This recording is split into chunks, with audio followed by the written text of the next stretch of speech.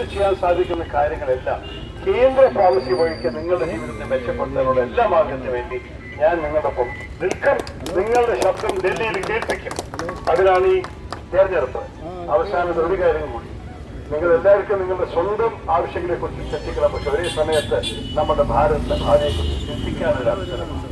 ഭാരതത്തിന്റെ ഭാവി എന്തായാലും ആരാണ് ഈ രാജ്യത്തെ ഭരിക്കാൻ പോകുന്നത്, ഏത് വിധത്തെ ഭാരതത്തിലാണ് നിങ്ങളുടെ കുട്ടികൾ വളരാൻ പോകുന്നത്, ഇതാണ് എന്റെ മനസ്സിന്റെ പ്രധാനപ്പെട്ട ചിന്ത.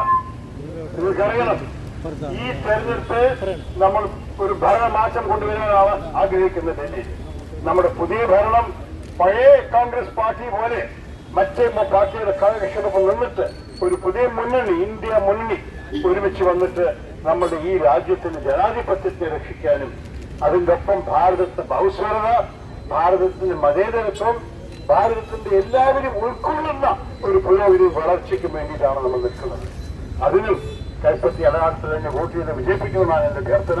നിങ്ങൾക്കറിയാം, നിങ്ങളുടെ ഓരോ ആൾക്കാര് ഓട്ടോയിൽ കയറുമ്പോൾ രാഷ്ട്രീയത്തിൽ സംസാരം വന്നാൽ നിങ്ങൾക്ക് ഇതുവരെ 15 വർഷം ആത്മാർത്ഥതയായ സേവനം ചെയ്ത ഒരു പ്രതിഭയുണ്ട്.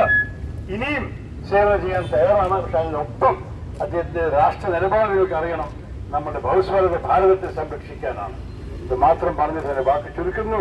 നിങ്ങളുടെ എല്ലാ കാര്യത്തിലും ഞാൻ നിങ്ങളുടെ ഉണ്ടെന്ന് കൂടി പ്രഖ്യാപിച്ചിട്ട് ഞാൻ ഇന്നത്തെ ഈ കൂട്ടായ്മയെ ഉദ്ഘാടനം ചെയ്തു.